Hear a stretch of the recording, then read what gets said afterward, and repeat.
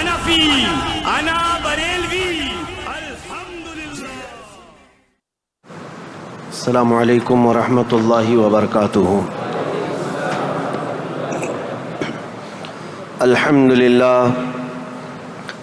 للہ الحنان المنان الذي خلق الانسان وعلمه البیان، والصلاة والسلام على رسوله سید الانس والجان وعلى آلہ واصحابہ ذوی الخیر والاحسان، اما بعد فاعوذ باللہ من الشیطان الرجیم، بسم اللہ الرحمن الرحیم۔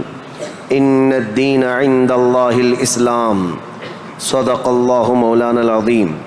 بارگاہ رسالت مآب صلی اللہ علیہ وسلم میں درود پاک کا ہدیہ پیش کریں۔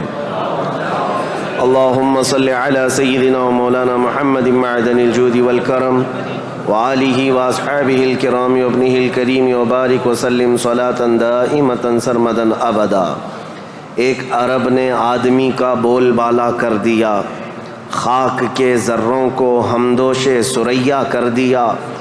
خود نہ تھے جو راہ پر اوروں کے ہادی بن گئے، کیا نظر تھی جس نے مردوں کو مسیحا کر دیا۔ آج سے میرے عزیزو ہمیں تاریخ اسلام سننی ہے۔ اسلام کی نشو و نما اور اس کی ترویج و اشاعت اس دن سے ہی شروع ہو چکی ہے جس دن سب سے پہلے انسان آدم علیہ السلام نے اس روئے زمین پر قدم رکھا ہے۔ لیکن آج کے دور میں ہم اسلام نام سے جس دین کو جانتے اور پہچانتے ہیں وہ میرے آقا صلی اللہ تعالیٰ علیہ وسلم کی شریعت طاہرہ ہے۔ اسلام کی تاریخ سننے سے پہلے ہمیں تھوڑا پیچھے کے تمام حالات بھی جاننا ضروری ہے، کیونکہ اسلام کی ترویج و اشاعت اور اس کی تبلیغ کے لیے جو زمین منتخب کیا اللہ رب العزت نے، وہ عرب کی زمین ہے۔ عرب دنیا کے جغرافیہ میں کیا حیثیت رکھتا ہے، اس کی سچویشن جو ہے وہ کتنی امپورٹنٹ ہے، وہ سمجھنا ضروری ہے۔ تو سنگلاخ زمین ہے، صحرا، پانی کی قلت، یہ تمام چیزیں عرب میں موجود ہیں، لیکن اسلام کی ترویج و اشاعت کے لیے اس زمین کو منتخب کیا گیا ہے۔ پہلی بات تو اگر میں اس تاریخ کی ابتدا کے لیے کہوں تو ظاہر سی بات ہے، کل ہم نے عرض کیا اسلام آدم علیہ السلام سے چلا، لیکن عرب کی سرزمین پر یہ دین ابراہیمی کے نام سے آیا۔ سب سے پہلے سیدنا ابراہیم خلیل اللہ علیہ الصلاۃ والتسلیم، اس وقت اللہ تبارک و تعالیٰ نے آپ کو مبعوث فرمایا جب دنیا میں کفر و شرک اور گمراہی و ضلالت پھیل چکی تھی، لوگوں میں کثرت سے اپنی عبادت کروانے کا رواج ہو چکا تھا۔ جیسے کہ نمرود کا زمانہ تھا، وہ طاقت و قوت کے بل بوتے اپنی عبادت کرنے پر لوگوں کو مجبور کرتا۔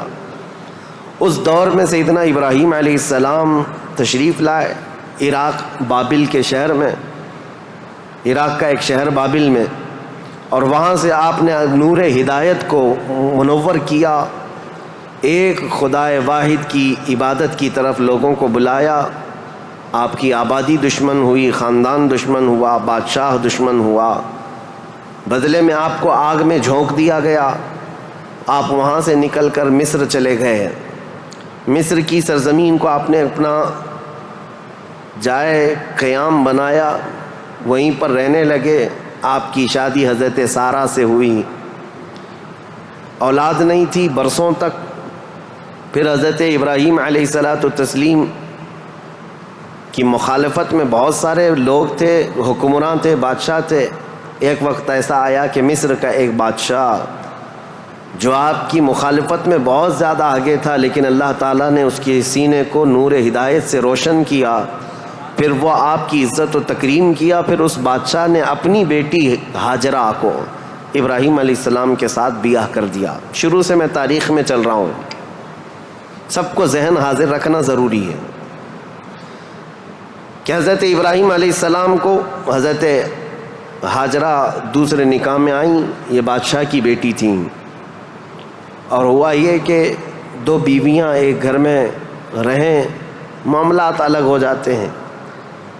تو جب معاملات بدلنے لگ گئے تو حضرت ہاجرہ کے گھر میں ایک بیٹا پیدا ہوا جو حضرت اسماعیل علیہ السلام ہے. تو حضرت ابراہیم علیہ السلام کو حکم الہی ہوا کہ اس ماں اور بیٹے کو الگ رکھا جائے اور پہلی بیوی کو الگ رکھا جائے. تو ابراہیم علیہ السلام حضرت سارہ کو مصر میں ہی چھوڑ دیے اور حضرت ہاجرہ اور حضرت اسماعیل علیہ السلام کو لے کر عرب کی سرزمین میں داخل ہوئے. یہاں سے عرب کی تاریخ شروع ہوتی ہے. عرب کی سرزمین کو آباد کرنے والے پہلے انسان ابراہیم علیہ السلام ہیں. عرب میں بھی ساری زمین کا انتخاب نہیں. عرب کا جو مرکزی علاقہ تھا وہ مکہ مکرمہ تھا. مکہ مکرمہ اور خانہ کعبہ جو آج جہاں پر ہے وہ دنیا کے مرکز میں واقع ہے, سینٹر میں واقع ہے. ابراہیم علیہ السلام وہاں تشریف لائے. اس وقت کوئی آبادی نہیں تھی, کسی کا گھر نہیں تھا, کوئی مکان نہیں. خانہ کعبہ پرانی شکل میں جو فرشتوں کا بنایا ہوا, آدم علیہ السلام کا بنایا ہوا, نوح علیہ السلام کا بنایا ہوا مٹی کی شکل میں موجود تھا. ابراہیم علیہ السلام وہاں پر اپنی بیوی اور اپنے بیٹے کو ایک چھوٹا سا گھر بنا کر دے دیتے ہیں, بغیر چھت کا مکان تھا. پھر اس کے بعد وہ وہاں سے چلے گئے, پھر دوبارہ آتے رہے جاتے رہے. اسماعیل علیہ السلام کی عمر جب سن بلوغت کو پہنچی تو ابراہیم علیہ السلام کو حکم ہوا کہ اس خانہ کعبہ کی تعمیر کی جائے. تو ابراہیم علیہ السلام نے اپنے بیٹے حضرت اسماعیل علیہ السلام کے ساتھ مل کر کے خانہ کعبہ کی تعمیر کی. آپ کو بانی کعبہ بھی کہا جاتا ہے. دو ہی باپ اور بیٹے نے مل کر پورے خانہ کعبہ کی تعمیر کی. اس کی دیواریں اونچی کی, جس کا ذکر قرآن پاک میں بھی موجود ہے. اس ایک پتھر پر کھڑے ہو کر کے آپ تعمیر کرتے تھے, جس کو آج مقام ابراہیم کہا جاتا ہے. پتھر جیسے جیسے دیواریں بلند ہو جاتا, جب آپ کے اترنے کا وقت ہوتا پتھر نیچے ہو جاتا. جب تعمیر مکمل ہو گئی خانہ کعبہ کی تو پھر ابراہیم علیہ السلام نے دعا کی کہ اللہ اس آبادی کو ہری بھری کر دے, شاد و آباد کر دے, اور یہاں رہنے والوں کو ہر قسم کے پھل اور میوہ جات سے تو ان کو رزق عطا فرما. آپ کی دعا قبول ہوئی. جو بے آباد علاقہ تھا, اب سنیں تاریخ کہاں سے شروع ہو رہی ہے. بے آباد علاقہ, کوئی آبادی نہیں تھی. ایک قبیلہ آیا جو تجارت کے لیے کہیں کا سفر کر رہا تھا. چونکہ وہاں پر زمزم کا کنواں بھی تھا. تاریخ میں آپ کو پتہ ہے حضرت اسماعیل علیہ السلام کی ایڑیوں سے زمزم کا کنواں نکلا, اور وہ پانی کا سوتا چشمہ ایسا تھا کہ کنٹینیو جاری, بلکہ آج تک جاری ہے. تو ایک قبیلہ وہاں سے سفر کر رہا تھا جس کو قبیلہ بنو جرہم کہا جاتا ہے. وہ وہاں کی خوبصورتی کو دیکھ کر, وہاں کے پانی کی فراوانی کو دیکھ کر وہیں پڑاؤ ڈال لیے اور وہیں رہ گئے, بس گئے. یہ پہلا قبیلہ ہے جو مکہ میں آباد ہوا, قبیلہ بنو جرہم. پھر حضرت اسماعیل علیہ السلام نے اسی قبیلے کی ایک لڑکی سے شادی بھی فرمائی, اور حضرت اسماعیل علیہ السلام کے گھر میں 12 بیٹے پیدا ہوئے. آپ کی اولاد اب بڑھتی گئی. عرب سرزمین میں سب سے پہلی یہ نسل ہے. عرب کو آباد کرنے والی پہلی نسل اسماعیل علیہ السلام کی ہے. قبیلہ بنو جرہم کے ساتھ آپ آباد ہوئے مکہ مکرمہ میں. اب ان کی نسل اتنی بڑھتی گئی کہ اسماعیل علیہ السلام کے بیٹے تھے نابت. ان کے ہاتھ میں خانہ کعبہ کی تولیت آئی. خانہ کعبہ کی حفاظت اور اس کی ذمہ داریوں کا یہ سارا انتظام آپ کا تھا. چند دنوں کے بعد پھر ایسا ہوا کہ قبیلہ بنو جرہم کے لوگوں نے, جو حضرت اسماعیل علیہ السلام کے سسرال تھے, خانہ کعبہ کی تولیت پر انہوں نے قبضہ کر لیا. اسماعیل علیہ السلام کی اولاد نے کوئی بھی ان کے ساتھ جھگڑا نہیں کیا, کسی بھی طرح کا برا برتاؤ نہیں کیا, کیونکہ ننیحال کے تھے. تو کئی سالوں تک قبیلہ بنو جرہم کا خانہ کعبہ پر قبضہ باقی رہا, لیکن انہوں نے بدعنوانیاں شروع کر دیں. خانہ کعبہ کے پاس لوگ جو دور دور سے آتے تھے دنیا میں, حاجی, اس وقت بھی ہر سال حج ہوا کرتا تھا, ان کے ساتھ برا سلوک کرنا, ان سے چڑھاوے لینا, ان سے زیادہ مانگ کرنا, یہ سب چیزیں ہونے لگی. تو پھر حضرت اسماعیل علیہ السلام کی اولاد نے دوبارہ خانہ کعبہ کی تولیت اپنے ذمے لے لی. تولیت کہتے ہیں ذمہ داری جسے متولی کہا جاتا ہے. جیسے مسجد کا متولی ہوتا ہے, تولیت اسی کو کہتے ہیں. خانہ کعبہ کی خدمت کی ذمہ داریاں. اب یہ زمانہ چلتا رہا. میں آپ کو پہلے یہ خاندانی معاملات بتا رہا ہوں, اس کے بعد پھر یہاں کے سیاسی حالات بھی بتاؤں اور پھر مذہبی حالات بھی آپ کو بتاؤں, تاکہ اسلام کی تاریخ کو سمجھنے کے لیے اس کا بیک گراؤنڈ بھی سمجھنا بہت ضروری ہے. پس منظر کیا تھا یہ معلوم ہونا ضروری ہے. اب اسماعیل علیہ السلام کی اولاد میں عدنان ایک شخص پیدا ہوئے جو آل اسماعیل میں بہت ہی معزز انسان تھے. اکثر صحابہ کرام کا اور خود رسول اللہ صلی اللہ علیہ وسلم کا نسب حضرت عدنان تک پہنچتا ہے. وہ ہمارے آقا صلی اللہ تعالیٰ علیہ وسلم کے جد امجد بھی ہیں. عدنان نے مکہ مکرمہ کی ذمہ داریاں سنبھالی اور اس کے بعد اب آبادی اتنی بڑھ گئی کہ ان لوگوں کو تجارت کے لیے اور اپنے معیشت کے لیے, اپنے معاش کے لیے دور دور جانا پڑا. مکہ چھوڑ کر کے باہر جانا پڑا. آبادی بڑھتی چلی گئی مکہ مکرمہ کی. اور اس کے بعد زمانے کے صبح شام گردش لیل و نہار جس کو کہتے ہیں, آتے گئے ایسے کہ آل اسماعیل علیہ السلام کی اولاد کا قبضہ یا ان کی خدمت کا معاملہ خانہ کعبہ پر ڈھیلا پڑتا چلا گیا. پھر کوئی دوسرا قبیلہ آیا, بنو خزاعہ, انہوں نے خانہ کعبہ کی تولیت اپنے حصے میں لے لی. اب جو اصل تاریخ شروع ہوتی ہے وہ میں بتانا آ رہا ہوں. تو برسوں برس اسی طرح سے گزرتے گئے اور پھر ایک شخص پیدا ہوئے جن کا نام فہر تھا. یہ اسماعیل علیہ السلام کے اولاد میں فہر نام ہے.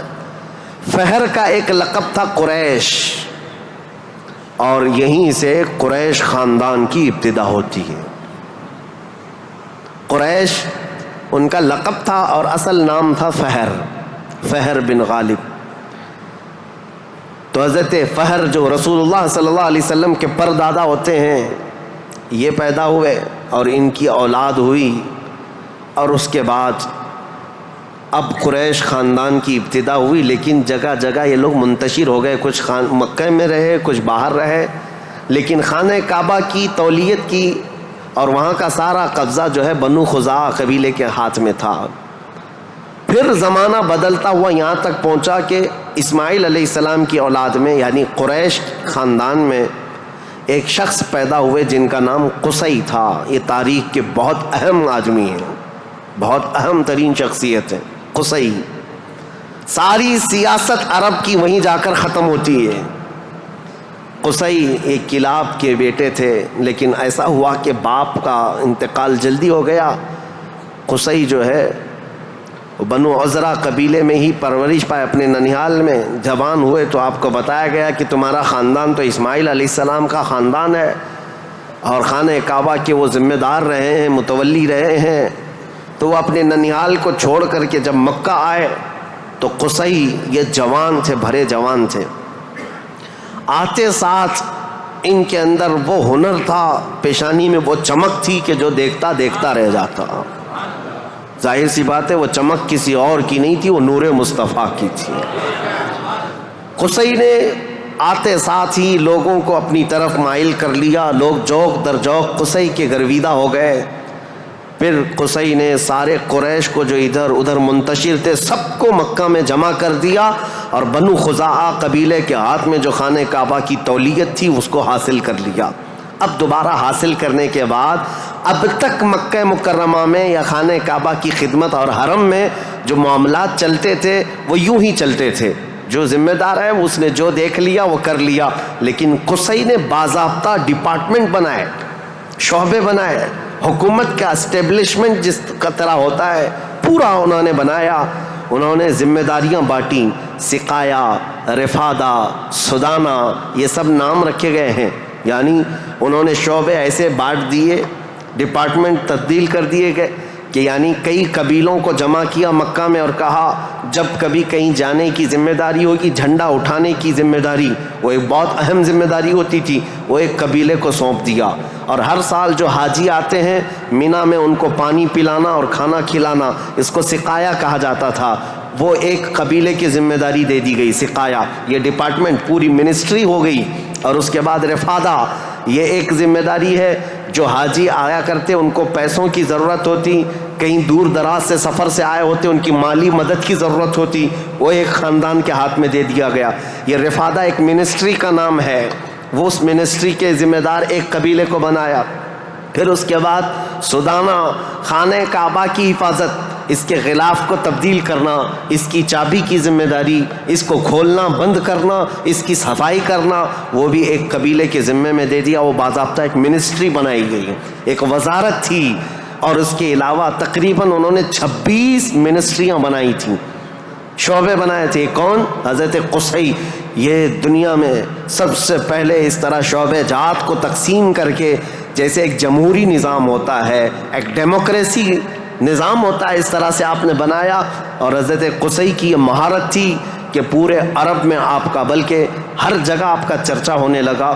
اور حضرت قصی نے اس چیز کو اتنے اونچے لیول تک لے جا کر وہاں مکہ مکرمہ کو پوری دنیا میں متعارف کیا کہ لوگ یہاں کی خدمتیں دیکھنے کے لیے آیا کرتے تھے۔ ہر قبیلے کو الگ ذمہ داریاں تھیں۔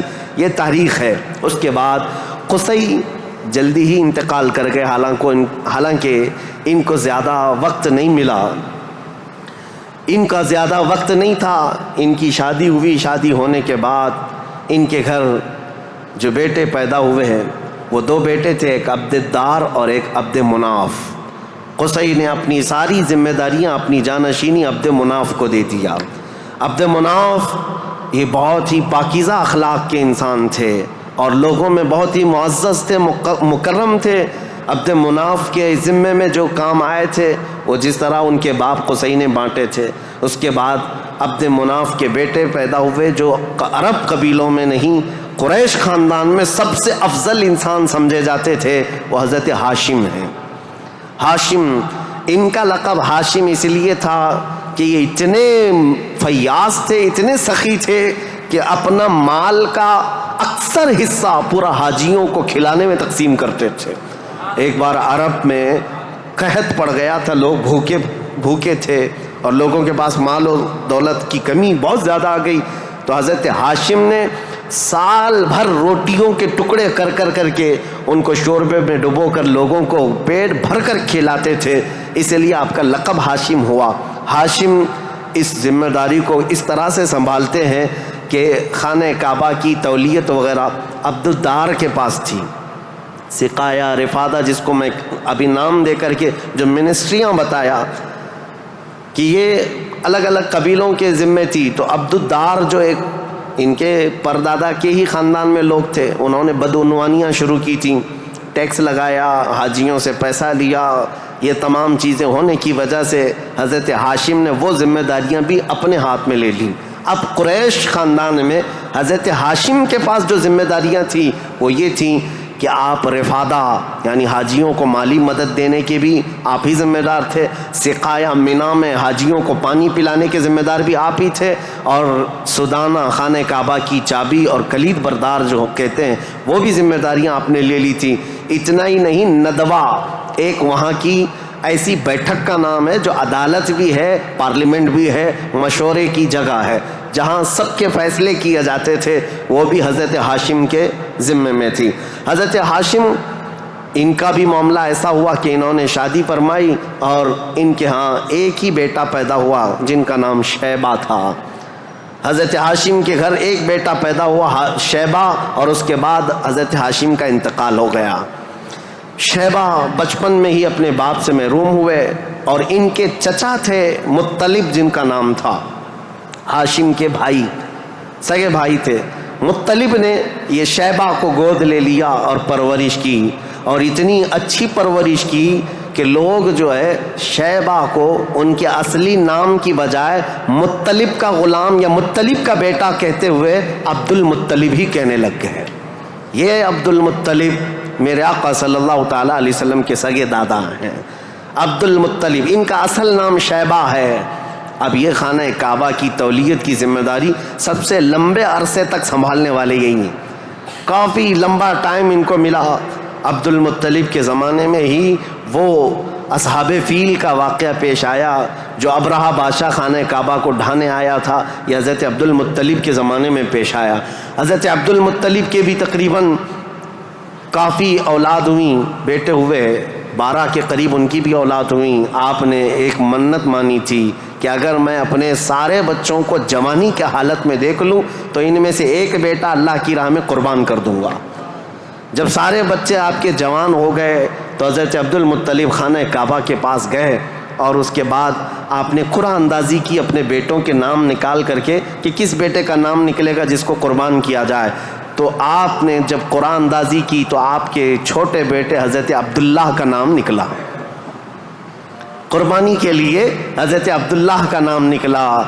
حضرت عبد المطلب کے وہ سب سے زیادہ محبوب تھے، نور نظر تھے۔ آپ نے سارے لوگوں سے مخاطب ہو کر کے کہا کہ اس مسئلے کو کیسے حل کریں، تو سارے لوگوں نے کہا کہ اللہ رب العزت کے معاملات اللہ کے حوالے اس کو چھوڑ دو۔ پھر آپ نے خواب میں دیکھا کہ اس کا معاملہ ایسا ہے کہ اپنے اس نور نظر محبوب بیٹے کی قربانی کی بجائے ان کی جگہ 100 اونٹ قربان کر دیے جائیں، تو 100 اونٹ قربان ہوں گے لیکن آپ کے بیٹے کی قربانی بھی مان لی جائے گی کہ آپ نے بیٹے کو بھی قربان کیا۔ آپ نے حضرت عبداللہ کی جگہ پر 100 اونٹ قربان کیے۔ اسی لیے تو میرے آقا صلی اللہ علیہ وسلم نے ایک حدیث میں فرمایا ہے انا ابن الذبیحین، اے لوگوں میں 2 ذبیحوں کا بیٹا ہوں۔ ایک ذبیح اسماعیل علیہ السلام ہے، دوسرے ذبیح میرے باپ عبداللہ ہیں۔ یہ رسول اللہ صلی اللہ علیہ وسلم نے فرمایا کہ اب یہ حضرت شیبہ عبد المطلب، حضرت عبد المطلب جو خانہ کعبہ کی تولیت کو سنبھالتے رہے، یہ تاریخ یہاں تک آئی۔ آل اسماعیل ہیں، یہ اسماعیل علیہ السلام کی اولاد۔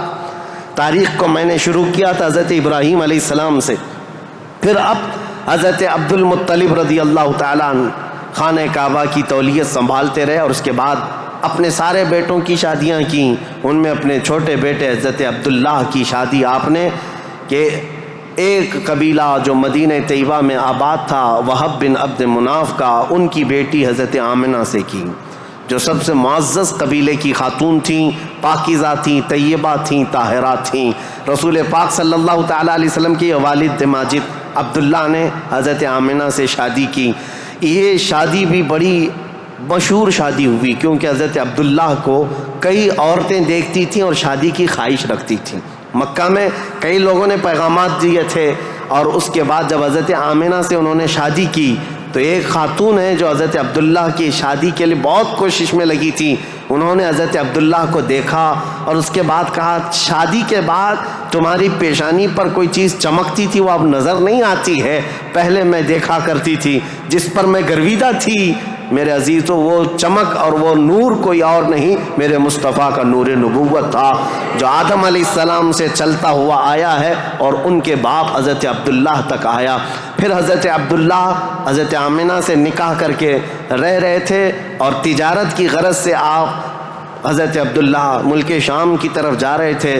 درمیان میں جو یثرب علاقہ تھا، آج کا وہ مدینۃ المنورہ ہے، وہاں حضرت عبداللہ کو کچھ بیماریاں ایسی لگ گئیں، کیونکہ یثرب جو علاقہ ہے اس کو پہلے بیماریوں کا گڑھ کہا جاتا تھا، وہاں جو جاتا بیمار ہو جاتا تھا۔ اس وقت انہوں نے وہاں کا سفر کیا تھا اور بیماریاں لگ گئی، اور آنے سے پہلے آپ کا انتقال ہو گیا، عبداللہ کا انتقال ہو گیا حضرت عبداللہ کا۔ اور پھر چند ماہ گزرے تھے، 6 مہینے کے بعد پورے عالم میں جو ایک عجیب کیفیت طاری تھی، عرب کی یہ تاریخ میں آپ کو بتا رہا ہوں کہ یہاں پر اب حالات کیا تھے۔ حضرت آمنہ کے گھر رسول پاک صلی اللہ تعالیٰ علیہ وسلم حمل سے ہیں، لیکن اس سے پہلے میں اب پس منظر بتاتا ہوں، بیک گراؤنڈ بتاتا ہوں دنیا میں کیا چل رہا تھا، اس وقت حالات کیسے تھے۔ اس کو میں ڈیوائیڈ کر کے اگر بتاؤں سیاسی حالات اور مذہبی حالات۔ سیاسی حالات میں یعنی پالیٹکس کے اعتبار سے دیکھا جائے تو حکومت اور تسلط قبضہ زیادہ کس کا تھا؟ اس دور میں سب سے بڑی 2 حکومتیں تھیں، ایک پرشین امپائر اور ایک رومن امپائر۔ روم کی حکومت اور فارس کی حکومت، ان دونوں کا بہت بڑا اثر و رسوخ تھا، پوری دنیا کی بات کر رہا ہوں، یہ سپر پاور طاقتیں تھیں۔ عرب میں بعض لوگ پرشین امپائر کے انڈر میں کام کرتے تھے، بعض لوگ رومن امپائر کے انڈر میں کام کرتے تھے. مذہب کے اعتبار سے ہم بعد میں بات کرتے ہیں. اب یہ حالات تھے کہ حکومت اور تسلط، قبضہ، سیاسی اثر و رسوخ سب سے زیادہ یہ دو حکومتوں کا تھا، جس کی وجہ سے آئے دن نئی نئی جنگیں ہوتی تھیں.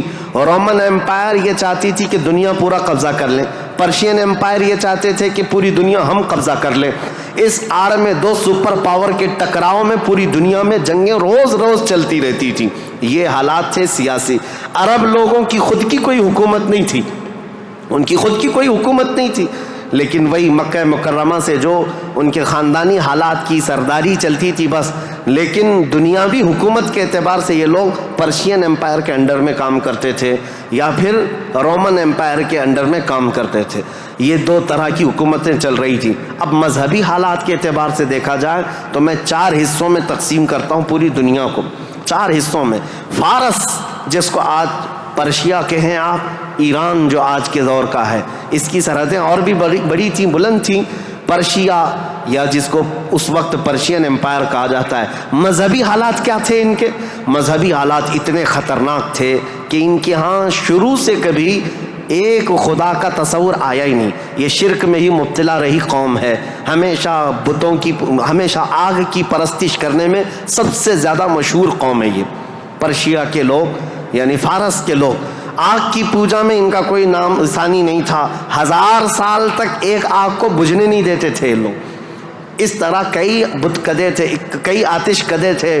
یہ فارس کے علاقے میں یہ حالات تھے کہ ایک خدا کا تو تصور ہی نہیں تھا، اور غلبہ ایسا تھا کہ جو حاکم ہوتا تھا اس کی عبادت کی جاتی تھی، جو مال والا ہے اس کے سامنے سجدے ہوتے تھے، جس کی طاقت ہے اس کے سامنے جھک جائے.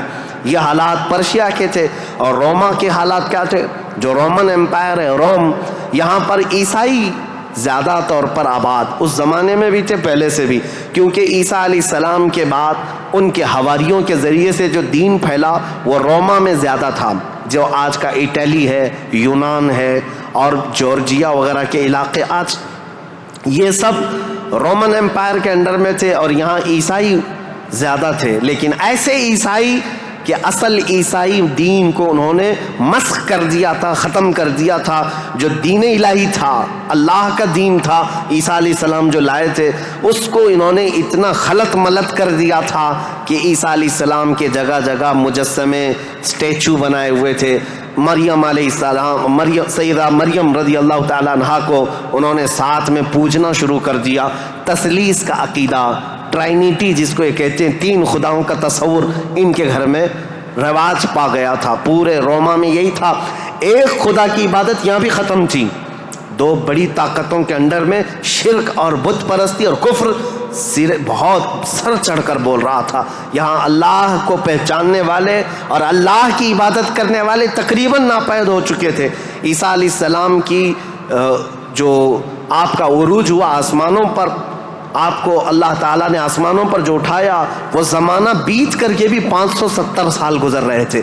ان 570 سالوں میں کوئی نبی نہیں آیا. عیسیٰ علیہ السلام کے بعد سے لے کر 570 سال کا زمانہ، اس کو زمانہ فترت کہا جاتا ہے. زمانہ فترت 2 نبیوں کے بیچ کے زمانے کو کہتے ہیں. اس بیچ میں کوئی نبی نہیں آیا، جس کی وجہ سے حالات اتنے گمبھیر تھے. پرشیا کے حالات میں نے بتایا، جگہ جگہ آگ کی پوجا، آگ کی پوجا، آگ کو ہی طاقتور مانا جاتا. اور روما میں تھا، عیسائی تو تھے لیکن ایسے کہ ٹرائنیٹی کا عقیدہ، مریم بھی خدا ہیں، عیسیٰ بھی خدا ہیں اور وہ بھی خدا ہے. 3 خداؤں کی عبادت. اور اس کے علاوہ راہبوں کا، پادریوں کا حال تو یہ تھا، اللہ کی پناہ، وہاں کے جو عبادت خانے تھے، جو چرچ تھے، جو کلیسا تھے، وہ عبادت کے نہیں تھے، وہ عیاشیوں کے اڈے تھے. کوئی عورت جاتی تو ان کے ہاتھ میں بچ کے باہر نہیں آتی، اس کے ساتھ وہ منہ کالا کر لیتے. یہ جو بڑے بڑے راہب تھے ان کا حال یہ تھا. اور وہ سیاست میں بھی اس طرح ملوث تھے کہ جب تک کنیسہ میں یعنی چرچ میں کوئی شخص مال نہ لا کر کے دے، اس کے لیے بددعائیں کرتے تھے، اس کی تباہی کا انتظام کرتے، بلکہ فوج کی سرکشی کے ساتھ ایسے لوگوں کو مار کر ختم بھی کر دیتے تھے. اور اس کو کہتے تھے کہ یہ جس کو جس طرح آج ہم یہاں پر دیکھ رہے ہیں دھرم دروہی ہے، دین چھوڑا ہوا آدمی ہے. یہ عیسائیوں کا تسلط ایسا تھا، ان کا قبضہ ایسا تھا، پادریوں کا عیاشی کے اڈے بنا دیے گئے تھے جتنے وہ عبادت خانے تھے. جتنے عبادت خانے تھے وہ عیاشیوں کے اڈے بنے ہوئے تھے، اور ان کے ہاں یہ سب چیزیں عام. جو اخلاق دینے آئے تھے، جو اچھا مزاج دینے آئے تھے، وہی ان کے علماء، ان کے راہب پورے ایسے تسلط کے ساتھ گندگیاں پھیلا چکے تھے. یہ روما کے حالات تھے، پرشیا کے حالات وہ تھے. اب دنیا میں تیسرا ایک بڑا طبقہ جو اپنا اثر رکھتا تھا، اپنا رسوخ رکھتا تھا، وہ ہندوستان کا تھا. ہندوستان جس کو ہم اکھنڈ بھارت کہیں، یہ ہندوستان، اس کی سیمائیں، اس کی سرحدیں اتنی نہیں تھی جو آج کشمیر سے کنیا کماری تک یا گجرات سے لے کر کے بنگال کی کھاڑیوں تک ہے، بلکہ اس کی سیمائیں ایران کی سرحدوں تک پہنچتی تھی. افغان، پاکستان، بنگلہ دیش، نیپال جو آج ایک الگ الگ ریاستوں میں، الگ الگ ملکوں میں تبدیل ہیں، یہ سب ہندوستان کے علاقے ہوا کرتے تھے. ہند اس وقت کے حالات کیا تھے ہندوستان کے؟ میں اس وقت کی بات کر رہا ہوں. عیسیٰ علیہ السلام کے عروج آسمانی کے 570 سال کے بعد ہندوستان کے حالات بڑے دیگرگوں تھے، کیونکہ یہاں پر بھی شروع سے بت پرستی بہت زیادہ تھی. بلکہ تاریخ نگاروں نے لکھا ہے اس وقت ہندوستان کی آبادی اگر 1 کروڑ تھی تو یہاں کے خدا جو بنائے گئے تھے وہ 2 کروڑ تھے. یعنی انسانوں کی آبادی سے بڑھ کر کے خدا تراشے گئے تھے. ہر قبیلے کا نہیں، ہر خاندان کا نہیں، بلکہ ہر انسان کا 2 خدا، 3 خدا، 4 خدا، جس کی جیسی حیثیت ویسے خدا بنائے ہوئے تھے. اور یہاں پر اخلاقی حالات اگر دیکھے جائیں تو وہ بھی اس طرح کہ جیسے کل بھی میں نے بتایا تھا، کاسٹزم میں یہ لوگ ایسے ملوث تھے کہ برہمن الگ، شودر الگ، دلت الگ، چھتریہ الگ، یہ سب چیزوں کو کاسٹ میں بدل کر کے، ایسے کہ کسی دلت کو ایک مقدس کتاب چھونے کی بھی اجازت نہیں ہوتی، برہمن سے مصافحہ کرنے کی بھی اجازت نہیں ہوتی. اگر کسی دلت نے برہمن کی لڑکی کو چھو بھی لیا تو اس کا ہاتھ کاٹ دیا جاتا، اور اگر گیتا کے شلوک سن لیتا تو اس کے کان میں کھولتا ہوا تیل ڈال دیا جاتا تھا. یہ سب حالات یہاں کے تھے. یعنی اخلاقی پستی، اخلاقی گراوٹ یہاں پر بھی تھی. روما کے حالات بھی اچھے نہیں تھے، پرشیا کے حالات بھی اچھے نہیں تھے، ہندوستان کے حالات بھی. اور عورتوں کے لیے تو یہ اس قدر سخت تھے، اللہ اکبر. یہاں کسی عورت کا شوہر مر جاتا تو عورتیں ساتھ میں اپنے شوہر کی چتا کے ساتھ آگ لگا لیتی، جس کو ستی کہا جاتا تھا. ستی ایک رسم ہے، تاریخ میں آج بھی موجود ہے. بیوہ عورت کو جینے کا حق نہیں تھا. بیوہ عورت اپنے شوہر کی آگ کے ساتھ خود بھی جل جاتی تھی، وہ چاہے جوان ہو، چاہے 2 مہینے کی دلہن کیوں نہ ہو، اسے جلا دیا جاتا. چند سالوں کے بعد پھر جلانے کا رواج ختم ہوا، پھر بیوہ عورت کو جنگلوں میں بھیج دیا جاتا کہ وہ وہاں رہے، وہیں آباد رہے. اس کا گھر میں آنا اب شگن. آج تک یہ بری روایت موجود ہے، جاہلوں کے آج بھی پائی جاتی ہے، غیر مسلموں کے ہاں کہ اگر کوئی بیوہ عورت اچھے تقریبات میں شامل نہیں ہو سکتی، اچھے فنکشنز میں نہیں آ سکتی، کھانے پکانے کے وقت نہ آ جائے، یہ آپ شگن ہو جائے. عورت اگر حیض اور نفاس کے عالم میں ہو تو اس وقت تو اس کے ساتھ جانوروں سے بدتر سلوک ہوتا. اس کا گلاس الگ، اس کا برتن الگ، اس کا کھان پان الگ، بلکہ جانوروں کا جس طرح سے الگ رکھا جاتا تھا عورت کا بھی الگ رکھا جاتا تھا. عورت کو پستی کی طرف دھکیل دیا گیا تھا. یہ تاریخ یہاں کی تھی، ہند کی. 3 بڑے طبقے دنیا کے میں بتا رہا ہوں، ایک روما میں، ایک پرشیا میں، ایک ہندوستان میں. اخلاقی پستی اس قدر تھی، کفر و شرک غالب تھا. اور اس کے علاوہ اب چوتھی ایک قوم بچتی ہے. ان سب کے بیچ میں اگر کوئی تھوڑی بہت شدھ بدھ رکھتی تھی، کوئی تھوڑا بہت اچھا مزاج رکھتے تھے تو اس زمانے میں عزت تھی، تو وہ بنی اسرائیل کی تھی جو یہودی تھے، بنی اسرائیل. لیکن ان کے حالات ایسے تھے کہ غرور و گھمنڈ ان کو اتنا تھا کہ وہ یہ کہتے تھے کہ پوری روئے زمین پر سب سے افضل لوگ ہم ہیں، اللہ کے محبوب ہم ہیں، اللہ کے بیٹے ہم ہیں، ہم کو اللہ کبھی عذاب نہیں دے گا، کبھی اللہ ہم کو آگ نہیں دکھائے گا. یہ سب اتنا غرور تھا اپنے افضل ہونے کا کہ کوئی نبی آتے تو ان نبیوں کا قتل بھی کر دیتے. ان بنی اسرائیل نے، یہودیوں نے 10,000 کے قریب نبیوں کا قتل کیا ہے. 10,000 کے قریب نبیوں کا قتل کیا یہ بنی اسرائیل. اور اللہ کی لعنت ان پر ایسی، اللہ کا غضب ان پر ایسا، غیر المغضوب علیہم ولا الضالین پڑھتے ہیں آپ. اور قرآن پاک میں اللہ تعالیٰ نے فرمایا ہے کہ اللہ وباءوا بغضب من اللہ، وہ اللہ کے غضب کے ساتھ لوٹی ہوئی قوم ہے. یہودی جو تھے بنی اسرائیل، اس دور میں ان کا حال یہ تھا کہ تھوڑے بہت یہ بت پرستی تو نہیں کرتے تھے، دوسرے خداؤں کی طرف جھکتے تو نہیں تھے، لیکن سود خوری ان کی فطرت میں داخل تھی. سود اتنا کھاتے تھے کہ کسی بھی غریب کی زندگی تباہ و برباد کر دیتے. سود کا نظام سب سے زیادہ یہ یہودیوں کی طرف سے، اور آج بھی پوری دنیا کو کریڈٹ کے پلیٹ فارم پر لا کر کھڑا کرنے والی قوم کوئی اور نہیں، یہ اسرائیلی ہیں، یہ یہودی ہیں. پوری دنیا کو کریڈٹ بانٹ کر کے، ان کو قرضہ دے کر کے، ادھار دے کر کے اس پر نفع لینا، اس پر انٹرسٹ کمانا، یہ یہودی فطرت میں داخل تھا. اور یہ سود کی لعنت ان کے ساتھ آج سے نہیں پہلے سے ہے. اس کو حلال سمجھ کر کے کھاتے ہیں، اس کو ترہ امتیاز سمجھتے ہیں، اور یہ سمجھتے ہیں یہ ہماری عقل مندی ہے، ہماری دانائی ہے کہ ہم پوری دنیا کا مال اپنی طرف کھینچ لیتے ہیں. اس کو وہ اپنی عقل مندی سمجھتے ہیں، جبکہ اللہ کا غضب ہے ان کے ساتھ.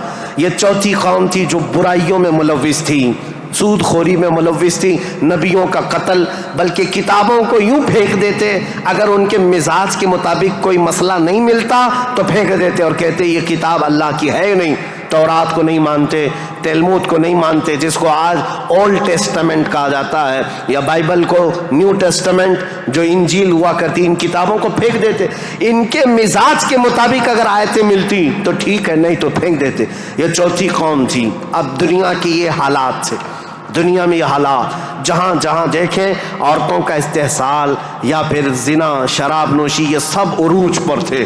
روما میں، پرشیا میں، ہندوستان میں اور بنی اسرائیل یہودیوں کے درمیان.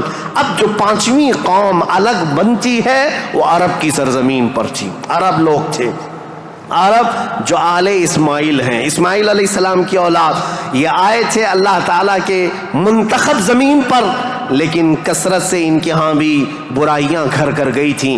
یہ ایسے ہو گئے تھے کہ ان کے ہاں بتوں کی تراشنے کی عادت بڑھ گئی.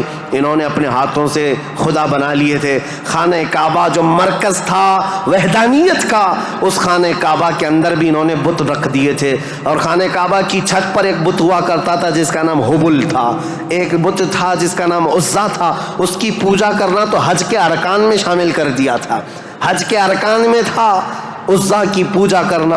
یہ حبل وہاں پر تھا.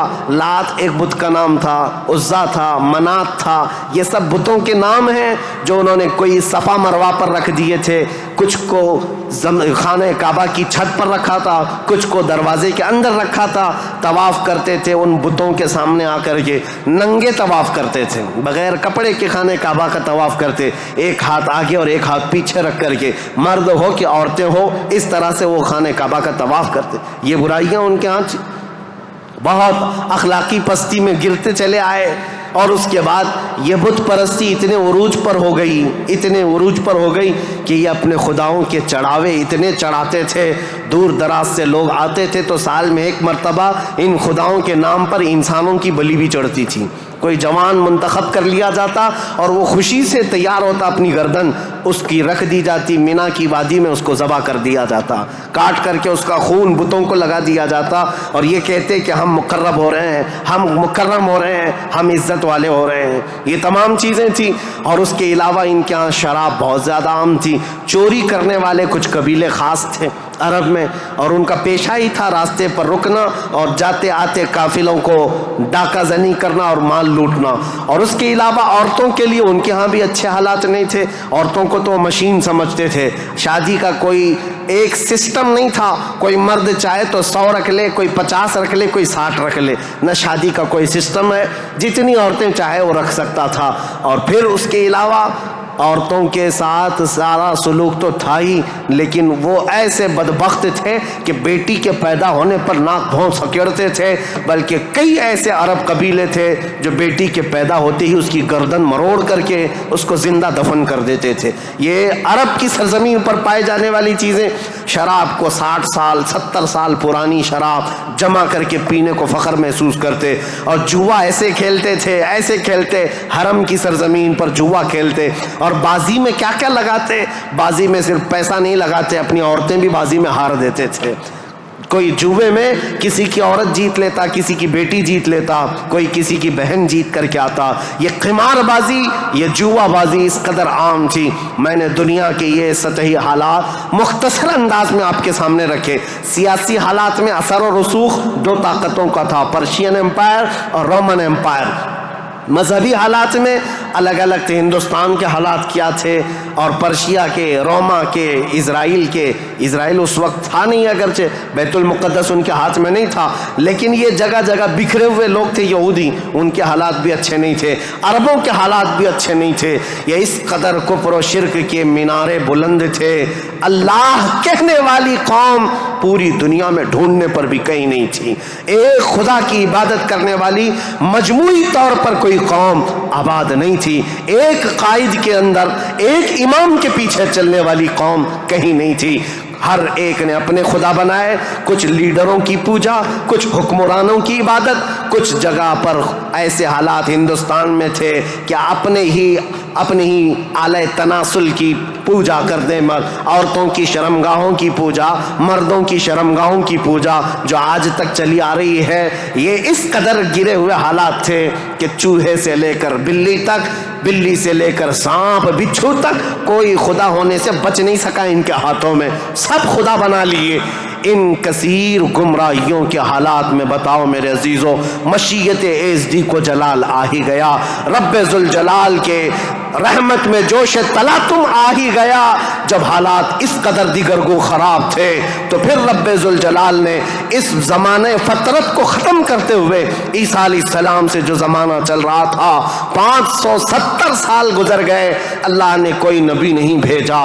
حالات جب اس قدر خراب ہو گئے، رب ذوالجلال کی مشیت کو، اس کی رحمت کو جوش آیا. پھر مولا نے مکہ مکرمہ کی سرزمین کو منتخب کیا اور پھر اللہ نے اس سرزمین کو منتخب کرتے ہوئے عظیم خاندان قریش کو منتخب کیا. قریش کے خاندان میں سے اللہ نے بنو ہاشم کو منتخب کیا. بنو ہاشم سے عبد المطلب اور عبداللہ کے گھر کو منتخب کیا. عبداللہ کے گھر سے بی بی آمنہ کے بطن کو منتخب کیا. اور پھر رب ذوالجلال نے تاریخ کی ان کالے اندھیروں کو ہمیشہ کو ختم کرنے کے لیے بی بی آمنہ کے بطن سے 12 ربیع الاول کو نور نبوت کو ظہور فرمایا، نور نبوت کو ظاہر فرمایا. تاریخ کا یہ وہ دن ہے جو پوری دنیا کا انقلاب لا چکا تھا. ایسی روشنی لا چکا ہے، ایسی روشنی کہ میں نے تقریر شروع کرنے سے پہلے ہی یہ بات عرض کر دی تھی. ایک عرب نے آدمی کا بول بالا کر دیا، خاک کے ذروں کو ہمدوش ثریا کر دیا.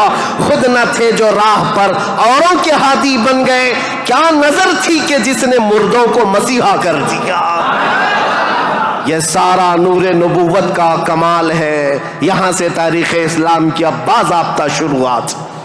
اس لیے مجھے یہ پس منظر بیان کرنا ضروری تھا، یہ بیک گراؤنڈ بتانا ضروری تھا. سیاسی حالات کیا تھے، مذہبی حالات کیا تھے. اب تھوڑا جغرافیائی حالات بھی میں آپ کو بتا دوں. عرب کی لوکیشن کیا ہے. عرب کا لوکیشن جو ہے وہ دنیا کے بیچوں بیچ واقع ہے. عرب ایسی جگہ پر واقع ہے، اس کا 3 حصہ سمندروں سے ملا ہوا ہے اور ایک حصہ خشکی سے ہے. سمندر بھی بڑے بڑے سمندر اس کو گھیرتے ہیں. ویسٹ کی طرف قلزم سی جس کو کہتے ہیں بحیرہ قلزم، یہ آباد ہے. اور میڈیٹرین سی جس کو بحیرہ روم کہا جاتا ہے یا بحر متوسط کہتے ہیں، یہ پورا سمندر عرب سے لگتا ہے. اور اس کے ایسٹ کی طرف، مشرق کی طرف ہند مہاساگر جس کو کہتے ہیں انڈین اوشین، یہ آباد ہے.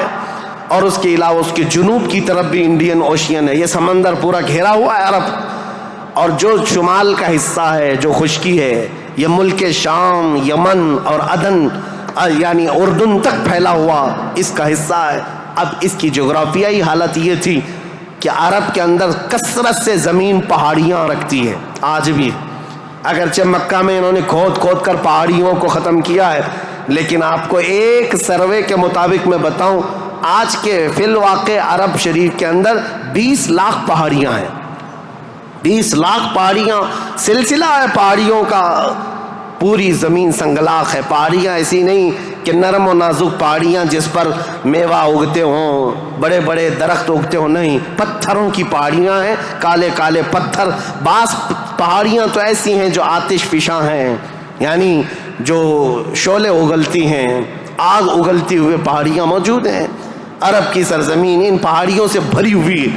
اور ندی کے نام پر کوئی ندی نہیں، پانی کی قلت بہت کثرت سے. اگرچہ 3 طرف سے سمندر ہے لیکن زمین ایسی خشک ہے کہ عرب میں کوئی سرزمین پر سبزہ نہیں اگتا تھا، کھیتی باڑی نہیں ہوتی تھی. بارش کا حال یہ ہے کہ سال میں اگر 2-4 دن آ گئی تو ٹھیک ہے.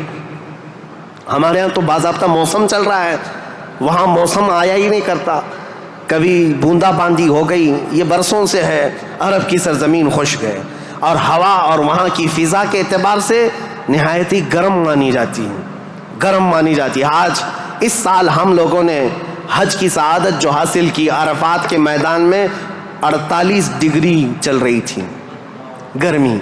48 ڈگری کی گرمی میں حاجیوں نے حج ادا کیا ہے. ہمارے یہاں 37 ڈگری 38 ڈگری آ جائے تو ہا ہو کرتے ہیں اور ہم باہر نکلنے کو پسند نہیں کرتے. وہاں 48 ڈگری میں بغیر چھت کے حجاج کرام حج کرتے رہے. اسی لیے عربوں کی سرزمین جو ہے نہایت گرم مانی گئی ہے. سرزمین پتھریلی اور زمین سوکھی، سبزہ نہیں اگاتی، بارش نہیں آتی، اوپر سے گرمی اتنی پھینکتا ہے سورج، چلچلاتی ہوئی دھوپ. اس فضا کا اثر طبیعت پر ہوتا ہے. آپ یہ سوچ رہے ہوں گے کہ یہ ویدر بتانے کی ضرورت آج کیا ہے؟ ضرورت ہے. موسم کے اعتبار سے انسانوں کی طبیعت میں فرق آتا ہے. جیسا موسم ہوتا ہے انسانوں کی طبیعت میں اثر پیدا ہوتا ہے. زمین کا بھی اثر ہوتا ہے، مٹی کا اثر ہوتا ہے، موسم کا اثر ہوتا ہے. عرب میں کثرت سے پہاڑیاں، سخت قسم کے پتھر، آج کی ہائی ٹیکنالوجی کے بڑے بڑے بلڈوزر لگ جاتے ہیں، مہینوں تک کھودتے ہیں تو تھوڑا بہت حصہ بھی کٹ نہیں پاتا.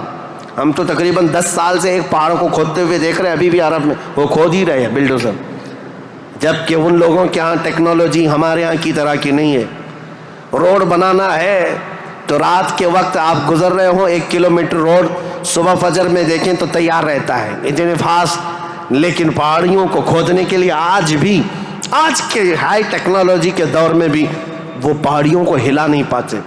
سخت قسم کے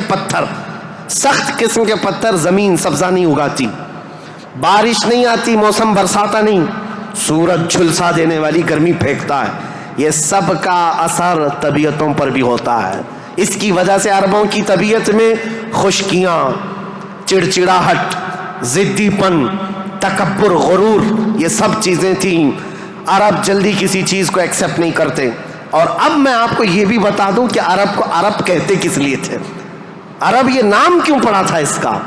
یہ انسانوں کی طبیعت کے حساب سے میل کھاتا ہے، اس لیے میں عرض کر رہا ہوں عرب نام کیوں رکھا گیا. عرب کس کو کہتے ہیں؟ لفظ عرب، عین را با، یہ عربی میں لفظ جو ہے اس کا میننگ ہوتا ہے اچھی زبان رکھنے والا، فصیح اللسان جو آدمی ہے عرب کہتے ہیں اس کو. یہ عرب اپنے آپ پر اتنا غرور رکھتے تھے، وہ کہتے تھے کہ پوری دنیا میں اگر سب سے اچھی زبان ہے تو ہماری ہے، باقی کو عجم کہتے ہیں. عجم کا مطلب ہوتا ہے گونگا، وہ ہم سب کو گونگا کہتے ہیں. سارا عجم ہے، عرب کو چھوڑ کر کے جتنا ہے وہ سب عجم ہے. فارس عجم ہے، ہند عجم ہے، افریقہ عجم ہے، امریکہ عجم ہے. عجم کا مطلب گونگے. عرب لوگ اپنے آپ کو صرف زبان والا کہتے اور باقی پوری دنیا کو گونگا سمجھتے تھے. تو یہ نخوت جو تھی، یہ بڑاپن جو تھا، یہ تکبر جو تھا، وہ وہاں کے موسم کے اعتبار سے پتھریلی زمین کی وجہ سے ان کی طبیعتوں میں گھر کر گیا تھا. جلدی ایکسیپٹ نہیں کرتے. ایسے سخت دلوں کے اندر اور ایسے سخت قوم کے اندر اسلام کا نور ظاہر کرنا یہ کوئی عام بات نہیں تھی. اللہ رب العزت کی مصلحت اور اس کی حکمت بالغہ کو دیکھے. اللہ کریم نے اپنے آخری رسول کے لیے جو زمین منتخب فرمائی وہ افریقہ کی سرزمین نہیں تھی، نہ ہی کوئی ہند کی سرزمین، نہ یورپ کی سرزمین، بلکہ عرب کی سرزمین کو منتخب کیا گیا. اس لیے مجھے زمین کا جغرافیہ بتانا ضروری ہے کہ یہ لوکیشن کے اعتبار سے بیچوں بیچ میں آباد ہے، پوری دنیا کا سینٹر کہلاتا ہے. اس لیے کہ یہاں سے روشنی نکلے تو پوری دنیا میں پھیلے. یہاں سے نکلا ہوا ابر ہر زمین پر بارش بن کر کے برسے گا. اور برسا بھی اللہ کریم نے مکہ مکرمہ کی سرزمین کو منتخب فرمایا. طبیعتیں کیسی تھی، اکھڑ مزاج لوگ تھے، ان کے درمیان میرے آقا کو پیدا کیا. اللہ نے اور رسول کریم صلی اللہ تعالیٰ علیہ وسلم جس دن پیدا ہوئے یہ بی بی آمنہ کا گھر تھا، اور رسول کریم صلی اللہ تعالیٰ علیہ وسلم یتیمی کی حالت میں پیدا ہوئے ہیں، باپ نہیں ہے، ماں پرورش کرتی رہی۔ عربوں کے رواج کے اعتبار سے دادا کی شفقت بہت زیادہ تھی اپنے پوتے پر، کیونکہ بیٹے عبداللہ بہت محبوب نظر تھے، بڑے پیارے تھے، لیکن جب جوانی میں انتقال کر گئے تو حضرت عبد المطلب کو اس کا بڑا صدمہ تھا کہ میرا سب سے محبوب بیٹا عبداللہ مدینے میں انتقال کر گیا، تو اپنی بہو حضرت آمنہ اپنے پوتے حضور اکرم صلی اللہ تعالیٰ علیہ وسلم کی پرورش میں جی جان لگا دیا، اتنا لگا دیا۔ آپ کو پتہ ہے میرے آقا صلی اللہ تعالیٰ علیہ وسلم کا نام پاک آج کروڑوں مسلمانوں کی آنکھوں کا تارا ہے۔ حضور کا نام جیسے ہی ہم محمد نام لیتے ہیں ہم انگوٹھوں کو چوم کر کے آنکھوں سے لگاتے ہیں۔ یہ نام پاک عام نام نہیں ہے، اس نام پاک کو بزرگان دین تو ایسے تھے کہ حضرت محمود غزنوی کا نام سنا ہے، ان کے خاص وزیر تھے ایاز، ایاز کے بیٹے کا نام تھا محمد۔ محمود جو ہے سلطان محمود اپنے وزیر کے بیٹے محمد کو بہت پیار کرتے تھے۔ ایک دن جو ہے آپ ایاز کے بیٹے کو محمد کہہ کر نہیں بلا رہے ہیں بلکہ کہتے اے ابن ایاز، اے ایاز کے بیٹے ادھر آ جا۔ ایاز نے سن لیا، کہا آج سلطان غضبناک ہوں گے، میرے بیٹے کا نام لے کر کے نہیں پکارا، باپ کے نام سے پکارا ہے۔ بعد میں حاضر ہو کر پوچھا سلطان میرے بیٹے سے کوئی خطا ہوئی، آپ خفا تو نہیں ہیں؟ اس کے نام سے نہ پکارتے ہوئے اس کو ابن ایاز کہہ کر پکارا۔ سلطان محمود نے کہا ایاز ایسی بات نہیں، خفا نہیں، بلکہ میں وضو کی حالت میں نہیں تھا اس لیے تیرے بیٹے کا نام محمد ہے، میں بغیر وضو کے کبھی اس کا نام بھی نہیں پکارتا۔ اور علامہ عبد الرحمن جامی فرماتے ہیں ہزار بار بشویم دہن ز مشک و گلات ہنوز نامے تو گفتن کمال بے ادبیس۔ یا رسول اللہ ہزار بار میں اپنے منہ کو گلاب کے پانی سے، مشک و عنبر کے پانی سے دھو لوں، اس کے بعد بھی آپ کا نام پکارنا میں بے ادبی سمجھتا ہوں۔ یہ علامہ عبد الرحمن جامی۔ میں بات کیوں کہہ رہا ہوں حضور کے نام کی؟ یہ محمد نام کسی اور نے نہیں، حضرت عبد المطلب نے رکھا تھا۔ آپ کے دادا، آپ کے جد امجد جیسے ہی حضور کی پیدائش ہوئی تھی گھر دوڑے دوڑے آئے تھے بی بی آمنہ کے، اور فوراً اٹھا کر کے گودی میں لے لیا اور خانہ کعبہ کے پاس آئے اور خانہ کعبہ کے سامنے ہاتھ پھیلاتے ہوئے اللہ کی بارگاہ میں عرض کرنے لگے اللہم ھذا ابنی سمیتہ محمدا، اے اللہ دیکھ یہ میرا بیٹا ہے اور میں نے اس کا نام محمد رکھا ہے۔ عرب کے بہت سارے لوگ وہاں موجود تھے، یہ نیا نام تھا ان کے لیے۔ عرب میں جو نام رکھے جاتے ہیں وہ باپ داداؤں کے نام پر چلتے ہیں، وہاں پر نئے نام نہیں رکھتے، خاندانوں کے اپنے خود پرسنل نام چلتے رہتے ہیں، پرٹیکولر نام ہوتے ہیں وہی نام رکھے جاتے ہیں۔ حضرت عبد المطلب نے نیا نام رکھا تھا تو عرب کے بہت سارے قبیلے آئے اور پوچھا یا عبد المطلب لم سمیتک ابنی ابنک ھذا محمدا، اے عبد المطلب آپ نے لم سمیت ھذا محمدا، کیوں آپ نے اس کا نام محمد رکھا ہے؟ تو حضرت عبد المطلب مسکرائے اور کہا تمہیں پتہ ہے محمد کا نام کا مطلب کیا ہے، محمد کے میننگ کیا ہے؟ کہا محمد کہتے کسے ہیں؟ محمد اس کو کہتے ہیں جس کی سارے لوگ تعریف کریں، سب سے زیادہ جس کی تعریف کی جائے اس کو محمد کہا جاتا ہے۔ حضرت عبد المطلب نے کہا میں نے اپنے اس بیٹے کا نام محمد اس لیے رکھا ہے کہ جب بھی کوئی نام لے تو نہ چاہتے ہوئے بھی میرے بیٹے کی تعریف ہو ہی جائے۔ آج میرے آقا کی شان میں کسی کو گستاخی کرنا بھی ہو، میرے آقا کا نام محمد لیتا ہے تو پہلے حضور کی تعریف کر ہی رہتا ہے، وہ کر کے ہی رہتا ہے۔ عزیزان گرامی وقار، حضور اکرم صلی اللہ تعالیٰ علیہ وسلم کو حضرت عبد المطلب نے بڑی شفقت دی۔ عرب کے مشہور قانون اور وہاں کے دستور کے مطابق کہ عرب لوگ اپنے بچوں کی حفاظت کے لیے، یعنی ان کی زبان کی حفاظت کے لیے دیہاتوں میں بھیجتے تھے کہ ان کی زبان محفوظ رہے۔ شہروں کی زبان جو ہے مکس ہو جاتی ہے، جیسے ممبئی کی زبان اس کا کوئی اتا پتہ نہیں ہے، اس میں یو پی بھی ملا ہوا ہے اور راجستھان بھی ہے، گجراتی بھی ہے، کرناٹکی بھی ہے، سب ملا کر کے مکس ہو گئی کیونکہ ہر جگہ کے لوگ یہاں پر موجود ہیں۔ یہ شہر ہے اور شہروں میں ہر علاقے کے لوگ آتے ہیں، اپنی اپنی تھوڑی تھوڑی سی باتیں اس میں داخل کر دیتے ہیں اور یہ ایک مکسچر لینگویج بن جاتی ہے۔ اور اس کو پتہ ہی نہیں رہتا اس کی اوریجنل لینگویج کیا تھی. مکہ ایسا تھا کہ ہر جگہ سے لوگ آتے تھے, حج کے لیے آتے تھے اور کئی کئی مہینے رہتے تھے. تو کچھ لوگ عربی جانتے نہیں تھے, کوئی فارسی اس میں داخل کر دیا, کوئی الگ زبان عبرانی داخل کر دیا, سریانی داخل کر دیا. تو وہاں پر زبان کی حفاظت کی بہت ضرورت تھی, کیونکہ اس دور میں سب سے بڑا اگر کوئی عہدہ تھا تو زبان کا تھا.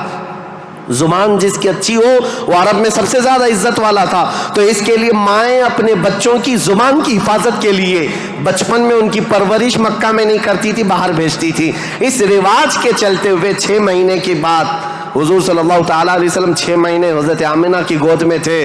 پھر وہ حلیمہ سعدیہ کے بخت چمکے, نصیبیں چمکے کہ وہ دایا تھیں بنو سعد قبیلے کی.